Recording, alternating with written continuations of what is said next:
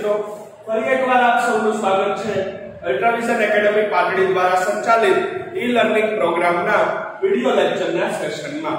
આજે હવે ધોરણ 12 કોમર્સ અને 12 આર્ટ્સના વિદ્યાર્થીઓ માટે એસપીસીસી વિષયમાં એસપી વિભાગ એટલે કે સેક્રેટરીયલ પ્રેક્ટિસ વિભાગનું ચેપ્ટર નંબર 4 સભ્યપદ એનો વિડિયો લેક્ચરનો ભાગ 8મો. ફ્રેન્ડ્સ, અત્યાર સુધી આ ચેપ્ટરના 7 વિડિયો લેક્ચરના સેશનનો આપણે અભ્યાસ પરિપૂર્ણ કરી ચૂક્યા છીએ અને આજે હવે આ 8મો ભાગ. તો લાસ્ટ સેશનમાં આપણે સભ્યપદ મેળવવાની રીતો એ મુદ્દો શરૂ કરેલો હતો અને એના 2 પોઈન્ટ સમજાતા, બરાબર, કે શેર ખરીદ્યા સિવાયની બીજી અનેક રીતો છે, બીજા અનેક વિકલ્પો છે કે જેનાથી કોઈ પણ કંપનીનું સભ્યપદ પ્રાપ્ત કરી શકાય છે. એટલે કે સભ્ય બનવા માટે, કંપનીમાં સભ્યપદને પ્રાપ્ત કરવા માટે શેર ખરીદેલા હોવા એ જ જરૂરી નથી, પણ શેર ખરીદ્યા સિવાયની પણ બીજી અનેક રીતો છે કે જેના દ્વારા સભ્યપદ તો પ્રાપ્ત કરી શકાય છે, સભ્યપદ મેળવી શકાય છે. તો સભ્યપદ મેળવવાની રીતોમાં આગળ ઉપર લાસ્ટ લેક્ચરમાં આપણે 2 પોઈન્ટ ભણ્યા હતા, જેમાં એક આવેદન પત્રમાં સહી દ્વારા મેળવી શકાય અને બીજું શેર ફાળવણી અથવા તો શેર વહેંચણી દ્વારા પણ કોઈ પણ કંપનીનું સભ્યપદ પ્રાપ્ત કરી શકાય છે. હવે એમાં બીજા 9 મુદ્દા છે, એટલે કે 6 પોઈન્ટનો અભ્યાસ હજી બાકી છે. તો ત્રીજા પોઈન્ટથી શરૂ કરીએ, શેરની ફેરબદલી દ્વારા. પોઈન્ટ નંબર 3, શેર ફેરબદલી દ્વારા. ચોથા ક્રમે આવે છે શેરના કાયદાકીય હસ્તાંતરણ દ્વારા. શેરના કાયદાકીય હસ્તાંતરણ દ્વારા. અને 5મા નંબરે અવેજ તરીકે મેળવેલા શેર દ્વારા. તો આ 3 પોઈન્ટનો આપણે સૌથી પહેલા વિગતવાર અભ્યાસ કરીએ. તો એમાં આવે છે સૌથી પહેલા પોઈન્ટ નંબર 3, શેરની ફેરબદલી દ્વારા.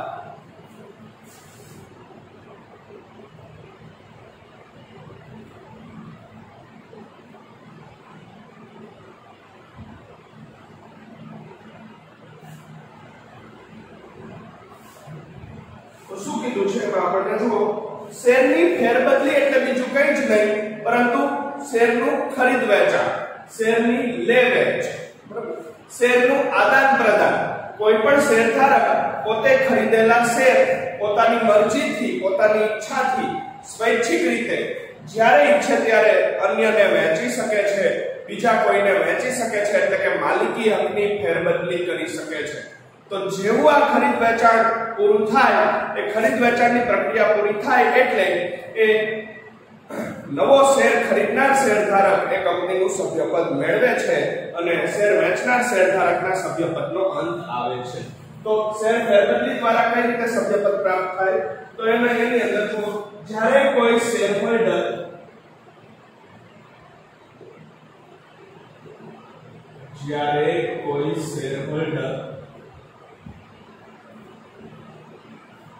પોતાના શેર અન્ય વ્યક્તિને વેચે,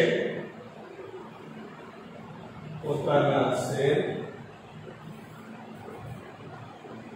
અન્ય વ્યક્તિને વેચે ત્યારે શેર ફેરબદલીની વિધિને અનુસરીને, ત્યારે શેર ફેરબદલીની વિધિને અનુસરીને શેર ખરીદનાર વ્યક્તિ કંપનીનું સભ્યપદ મેળવે છે. શેર ખરીદનાર વ્યક્તિ કંપનીનું સભ્યપદ મેળવે છે.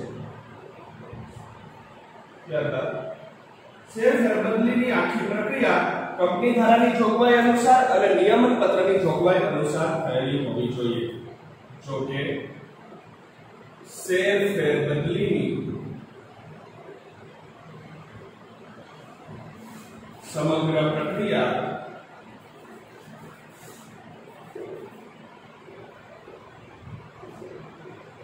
કંપની ધારાની જોગવાઈ અનુસાર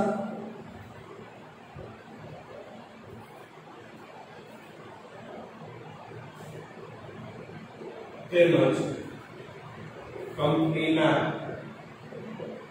નિયમન પત્રની જોગવાઈ અનુસાર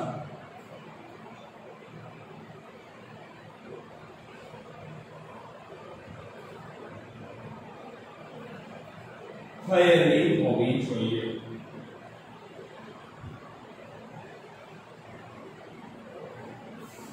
તો જો શેરની ફેરબદલી દ્વારા પણ કંપનીનું સભ્યપદ મેળવી શકાય છે, પ્રાપ્ત કરી શકાય છે. તો જેમ આપણે અગાઉ હમણાં જ જોયું એમ ફેરબદલી એટલે બીજું કંઈ જ નહીં પણ શેરનું ખરીદ વેચાણ અથવા આપ-લે અથવા શેરનું આદાન પ્રદાન. કે જ્યારે કોઈ પણ શેર હોલ્ડર પોતાના શેર અન્ય વ્યક્તિને વેચે ત્યારે શેર ફેરબદલીની વિધિને અનુસરી અને શેર ખરીદનાર નવો વ્યક્તિ તે કંપનીનું સભ્યપદ મેળવે છે. બરાબર. ભારતીય કંપની ધારા 2013 માં સ્પષ્ટ જોગવાઈ છે કે કોઈ પણ વર્તમાન શેરધારક જ્યારે ઈચ્છે ત્યારે પોતે પોતાની મરજીથી, પોતાની ઈચ્છાથી સ્વૈચ્છિક રીતે એ ગમે ત્યારે પોતાના શેરનું બીજાને વેચાણ કરી શકે છે. બજાર કિંમતે એ અન્યને એ શેરનું વેચાણ કરી શકે છે અને માલિકી હકની ફેરબદલી કરી શકે છે. કોઈ પણ શેરધારક કંપની એને અટકાવી શકે નહીં, કારણ કે કાયદાએ એને સત્તા આપી છે, કાયદાએ મંજૂરી આપી છે. કંપની એના ઉપર પ્રતિબંધ મૂકી શકે નહીં. શેરની ફેરબદલી કરવાનો દરેક શેરધારકને અધિકાર છે પોતાની ઈચ્છા મુજબ, જ્યારે ઈચ્છે ત્યારે. માની લો કે અત્યારે શેર ખરીદ્યા હોય, કલાક પછી વેચવા હોય તો વેચી શકે. આજે શેર ખરીદ્યા હોય ને આવતીકાલે વેચવા હોય તો વેચી શકે. મહિને, 2 મહિને, 6 મહિને જ્યારે વેચવા હોય તો વેચી શકે. આ ખરીદ વેચાણ જે થાય, એક શેરધારક પોતાની પાસેના શેરનું વેચાણ કરે બજાર ભાવે અને સામે બજારમાંનો બીજો કોઈ વ્યક્તિ એ શેરને ખરીદે, તો ખરીદ વેચાણની આખી જે પ્રક્રિયા થાય છે એને કાયદાની ભાષામાં શેરની ફેરબદલી કહેવાય છે. તો કે કોઈ પણ શેરધારક જ્યારે ઈચ્છે ત્યારે પોતે પોતાની મરજીથી, પોતાની ઈચ્છાથી સ્વૈચ્છિક રીતે પોતાની પાસે રહેલા શેર બરાબર એ અન્ય વ્યક્તિને વેચી શકે છે. પણ એના માટે કાયદામાં આખી ફેરબદલીની વિધિ આપેલી છે. એ વિધિને અનુસરવી પડે. એ કંપની ધારા 2013 ની ફેરબદલીની વિધિનું સંપૂર્ણપણે પાલન કરવું પડે અને એ વિધિ થઈ જાય એટલે જેને નવા શેર ખરીદ્યા છે એ શેર ખરીદનાર વ્યક્તિ હવેથી કંપનીનો સભ્ય બને છે.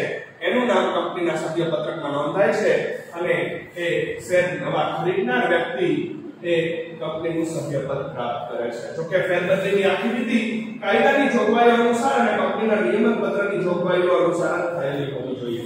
આ ખરીદ વેચાણની આખી પ્રક્રિયામાં ક્યાંય કોઈ પણ રીતે કંપની ધારા 2013 ની જોગવાઈઓનો ભંગ ન થયેલો હોવો જોઈએ અને સાથે સાથે એ કંપનીના નિયમન પત્રની જોગવાઈઓનો પણ ભંગ ન થયેલો હોવો જોઈએ. એટલે કે શેરના ખરીદ વેચાણની, શેરની ફેરબદલીની આખી પ્રક્રિયા એ ભારતીય કંપની ધારા 2013 ની સંપૂર્ણપણે જોગવાઈઓ અનુસાર એટલે કે એનું પાલન કરીને એનું ક્યાંય ઉલ્લંઘન કે ભંગ ન થાય એ રીતે થયેલી હોવી જોઈએ. અને સાથે સાથે કંપનીના નિયમન પત્રમાં જે ઉલ્લેખ કરેલા હોય, નિયમન પત્રમાં જે જોગવાઈ કરેલી હોય એને અનુસરીને પણ એ ફેરબદલીની આખી પ્રક્રિયા થયેલી હોવી જોઈએ. તો જ એ ફેરબદલી કાયદાની દ્રષ્ટિએ માન્ય ગણાય છે. તો ફરીથી આપણે સાદી ભાષામાં કહેવું હોય તો શેરની ફેરબદલી એટલે શેરનું ખરીદ વેચાણ. તો જ્યારે આ ખરીદ વેચાણ થાય ત્યારે જેને નવા શેર ખરીદ્યા છે એ ખરીદનાર વ્યક્તિ શેર મેળવે છે અને કંપનીનું સભ્યપદ પ્રાપ્ત કરે છે. તો આ રીતે સભ્યપદ મેળવવાની, સભ્યપદ પ્રાપ્ત કરવાની એક રીત શેરની ફેરબદલી એટલે ખરીદ વેચાણની પ્રક્રિયા પણ છે. બરાબર. તો હવે પછી આપણે જોવાનું છે શેરના કાયદાકીય હસ્તાંતરણ દ્વારા પણ કઈ રીતે એ શેર કંપનીનું સભ્યપદ પ્રાપ્ત થાય. શેરના કાયદાકીય હસ્તાંતરણ દ્વારા શેર મેળવી અને કંપનીનું સભ્યપદ પ્રાપ્ત કરવામાં આવે છે. તો એ ચોથો મુદ્દો છે જેનો આપણે હવે અભ્યાસ કરીશું.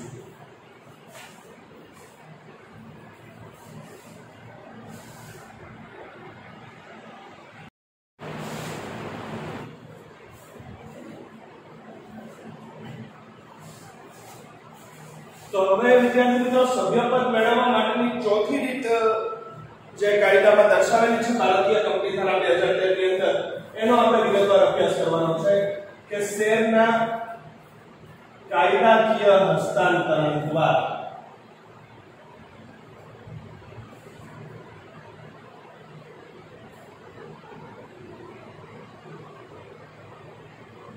કાયદાકીય હસ્તાંતરણ એટલે એનું બીજું નામ છે ફરજિયાત ફેરબદલી.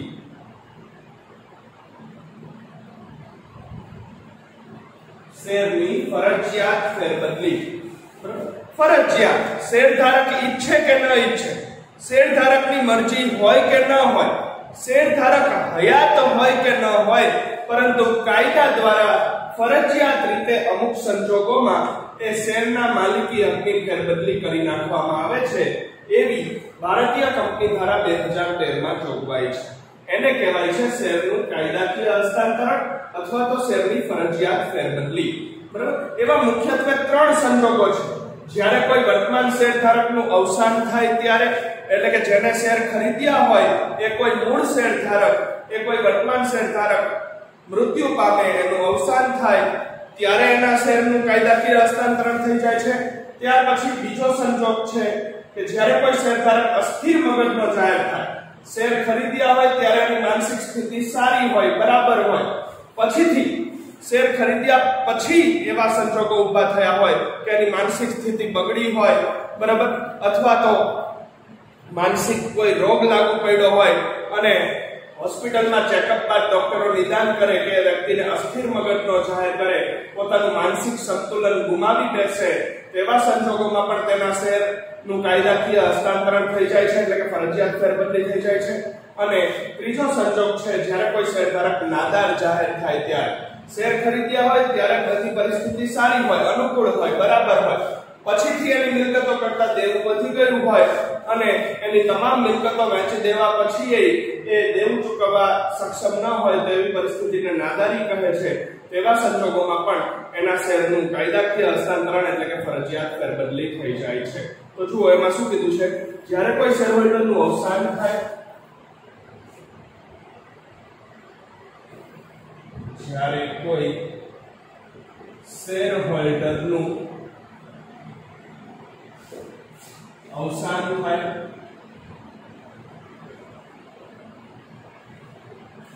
અદાલત તેને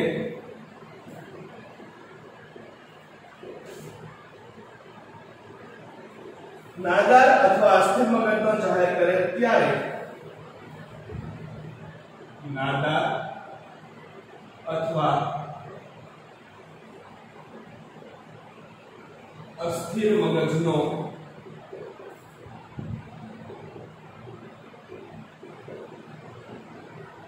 જાહેર કરે ત્યારે તેવા સંજોગોમાં કાયદાકીય પ્રક્રિયા દ્વારા શેરની ફરજિયાત ફેરબદલી આવશ્યક બને છે.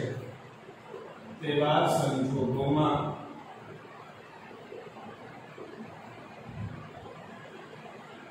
કાયદાકીય પ્રક્રિયા દ્વારા શેરની ફરજિયાત ફેરબદલી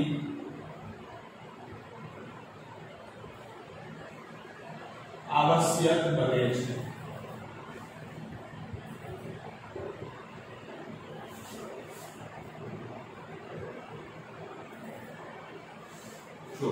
સૌથી પહેલા તો આપણે એ સમજવાનું છે કે કાયદાકીય હસ્તાંતરણ કોને કહેવાય અથવા તો શેરની ફરજિયાત ફેરબદલી કોને કહેવાય. તો હમણાં જ આપણે જોયું એ રીતે કે આવા મુખ્યત્વે 3 સંજોગોમાં, બરાબર, 3 સંજોગોમાં ફરજિયાત રીતે શેરનો માલિકી હક બદલાય છે, ફરજિયાત રીતે શેરનું હસ્તાંતરણ થાય છે, એને કાયદાકીય હસ્તાંતરણ કહેવાય અથવા તો શેરની ફરજિયાત ફેરબદલી કહેવાય. પહેલો સંજોગ નંબર 1 કે જ્યારે કોઈ વર્તમાન શેરધારકનું અવસાન થાય ત્યારે, બરાબર, પહેલો સંજોગ એ છે.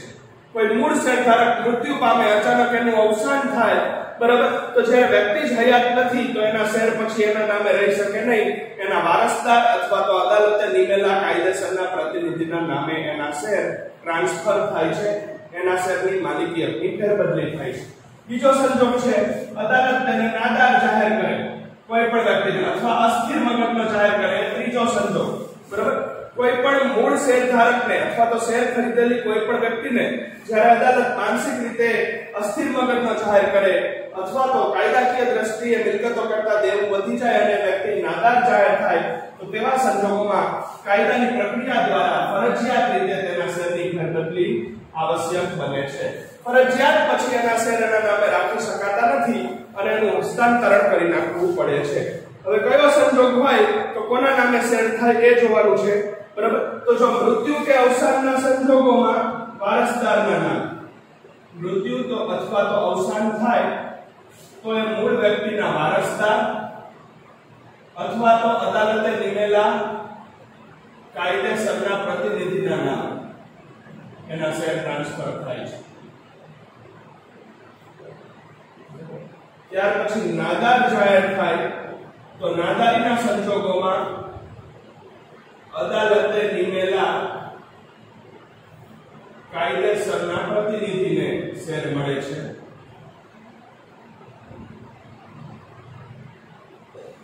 અને અસ્થિર મગજનો જાહેર થાય મૂળ વ્યક્તિ તો પછી અદાલતે નિમેલા એના ટ્રસ્ટી એટલે કે પ્રતિનિધિને એના શેર મળે છે. તો આવા સંજોગોમાં જે કોઈ વારસદાર, ટ્રસ્ટી અથવા તો અદાલતે નિમેલો કાયદેસરનો પ્રતિનિધિ એ શેર ધારણ કરે છે અને એ હવેથી કંપનીનો સભ્ય બને છે. કંપનીના સભ્ય પત્રકમાંથી ઓલા જૂના મૃત્યુ પામેલા કે નાદાર થયેલા કે અસ્થિર મગજનો જાહેર થનારા વ્યક્તિનું નામ નીકળી જાય છે. એના સભ્યપદનો અંત આવે છે અને એના બદલે એના શેર જે કોઈ એના વારસદારના નામે, જો મૃત્યુ થયું હશે તો વારસદાર કે કાયદેસરના પ્રતિનિધિના નામે થયા હોય તો એનું નામ સભ્યપત્રકમાં ચડે છે. નાદારીના સંજોગો ઉભા થયા હોય તો અદાલતે એનો જે કાયદેસરનો પ્રતિનિધિ નિમો હોય એના નામે શેર ટ્રાન્સફર થાય છે અને એનું નામ કંપનીના સભ્યપત્રકમાં હવેથી દાખલ થાય છે. અને અસ્થિર મગજનો સંજોગ હોય તો અદાલત એના ટ્રસ્ટી એટલે કે પ્રતિનિધિની નિમણૂક કરે છે. આ આખી પ્રોસેસ કાયદાની વિધિ મુજબ થાય છે અને વારસદારે કે ટ્રસ્ટીએ કે કાયદેસરના પ્રતિનિધિએ અદાલત માંગે જરૂરી દસ્તાવેજો અને આધાર પુરાવાઓ રજૂ કરવા પડે છે. ત્યાર પછી જેમના નામે શેરનું કાયદાકીય હસ્તાંતરણ થાય છે. પણ આ કહેવાનો મતલબ એ છે કે આ ત્રણ સંજોગોમાં શેરનું કાયદાકીય હસ્તાંતરણ થાય એટલે આપોઆપ નવેસરથી જેના નામે શેર થયા છે એ લોકો કંપનીના સભ્યપદને પ્રાપ્ત કરે છે. એ લોકો કંપનીના સભ્ય તરીકેના તમામ હક્કો અને અધિકારો મેળવે છે. જૂના મૂળ શેરધારકના સભ્યપદનો અંત આવેલો ગણાય છે. તો આ રીતે કાયદાકીય હસ્તાંતરણ દ્વારા એટલે કે શેરની ફરજિયાત ફેરબદલી દ્વારા પણ કંપનીનું સભ્યપદ પ્રાપ્ત કરી શકાય છે, મેળવી શકાય છે. આ ચોથો સંજોગ હતો. હવે પાંચમો સંજોગ અવેજ તરીકે મેળવેલા શેર દ્વારા. અવેજ એટલે કે બદલામાં.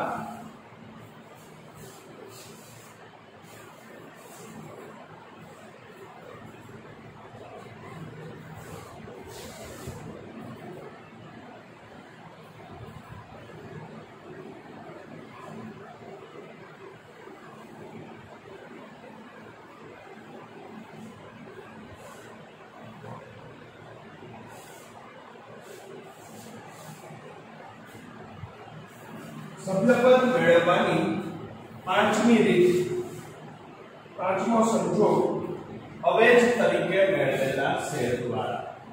પોઈન્ટ નંબર 5 અહીંયા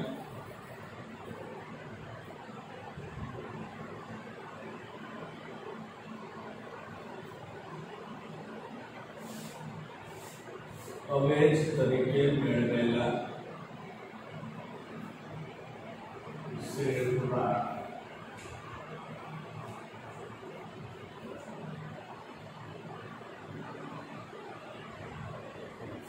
એની અંદર કંપની અસ્તિત્વમાં આવે અને ધંધો શરૂ કરે ત્યાં સુધીમાં તેને અનેક નિષ્ણાત વ્યક્તિઓની સેવા લેવાની જરૂર પડે છે. કંપની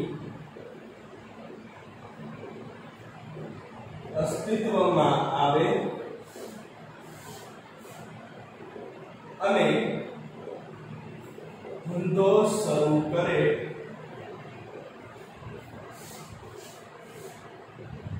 ત્યાં સુધીમાં તેને અનેક નિષ્ણાતોની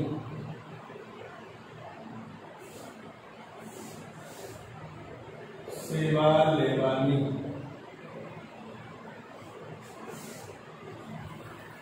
જરૂર પડે છે। આવી સેવા આપનાર વ્યક્તિઓને તેમની સેવા કે કામગીરીના બદલામાં મહેનતાણાને બદલે પૂર્ણ ભરપાઈ થયેલા શેર અવેજમાં આપવામાં આવે છે। આવી સેવા કે કામગીરી કરનાર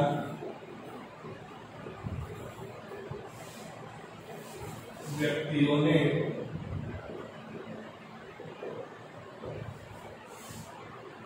તેમની સેવા કે કામગીરીના બદલામાં મહેનતાણા ને બદલે કંપનીના પૂર્ણ ભરપાઈ થયેલા શેર અવેજમાં આપવામાં આવે છે। અવેજમાં આપવામાં આવે છે।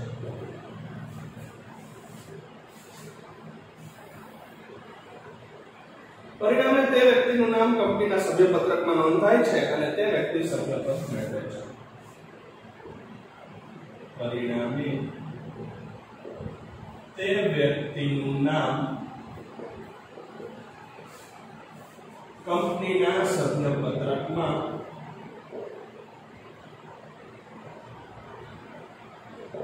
નોંધાય છે